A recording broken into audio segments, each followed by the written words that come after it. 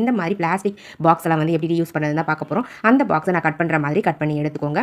பாருங்க ஃப்ரெண்ட்ஸ், இந்த மாதிரி கொஞ்சம் கேப் விட்டுட்டு கட் பண்ணி எடுத்துக்கோங்க. அப்போ தான் நம்மளுக்கு யூஸ் பண்ணுறதுக்கு கரெக்டாக இருக்கும். ஸோ இது எதுக்காக வந்து இந்த மாதிரி கட் பண்ணி எடுக்கிறோம்னா, ஹேங் பண்ணுறதுக்கு இந்த போர்ஷனை யூஸ் பண்ண போகிறோம். ஸோ அதனால் மேலே இருக்கக்கூடிய அந்த போர்ஷனை வந்து நம்ம கட் பண்ணி யூ ஷேப்பில் ரிமூவ் பண்ணிடலாம். ரிமூவ் பண்ணிவிட்டு அதுக்கப்புறம் அந்த இடத்துல வந்து பார்த்தீங்கன்னா நீங்கள் சின்னதாக வந்து ஹோல்ஸ் வந்து போட்டு எடுத்துக்கோங்க. ஸோ அதை வந்து யூஸ் பண்ணி நம்ம இந்த ஆர்கனைசரை ஹேங் பண்ணிக்கலாங்க. பாருங்கள், இந்த மாதிரி ரெக்டாங்கிள் ஷேப்பில் குட்டியாக ஹோல்ஸ் போட்டு எடுத்துக்கோங்க. அதுக்கப்புறமா சைடில் இருக்கக்கூடிய அந்த போர்ஷன்ஸ்க்கு வந்து பார்த்தீங்கன்னா உங்களுக்கு பிடிச்ச டிசைனை நீங்கள் கட் பண்ணி யூஸ் பண்ணிக்கலாம். நான் வந்து ஃப்ளவர் ஷேப்பில் ஃபஸ்ட் வந்து மார்க் பண்ணி எடுத்துக்கிறேன். மார்க் பண்ணி எடுத்துட்டு அதுக்கப்புறம் கத்தி நல்லா ஹீட் பண்ணிட்டு மார்க் பண்ண மாதிரி அந்த போர்ஷனை கட் பண்ணி எடுத்துக்க போகிறேன். பாருங்க, நான் கட் பண்ணி முடிச்சிட்டேன். அவ்வளோதாங்க ஃப்ரெண்ட்ஸ், இதுதான் ஃபைனல் லுக். அடுத்தது நான் வந்து ஒரு பிளாஸ்டிக் மூடி எடுத்துருக்கேன். இந்த மாதிரி பெரிய சைஸில் இருக்கக்கூடிய பிளாஸ்டிக் மூடியை பார்த்து எடுத்துக்கோங்க. அந்த மூடிக்கு உள்ள வந்து பார்த்தீங்கன்னா உங்களுக்கு ஒரு அட்டை கொடுத்துருப்பாங்க. அந்த அட்டை இல்லைனா நீங்கள் ஏதாச்சும் ஒரு கார்ட்போர்ட் பாக்ஸ் அட்டையை வந்து கட் பண்ணி உள்ள வச்சு ஒட்டி விட்டுருங்க. இப்போ நம்ம அந்த மூடியை அந்த பாக்ஸுக்குள்ளே ஒட்டி விட்டாச்சு.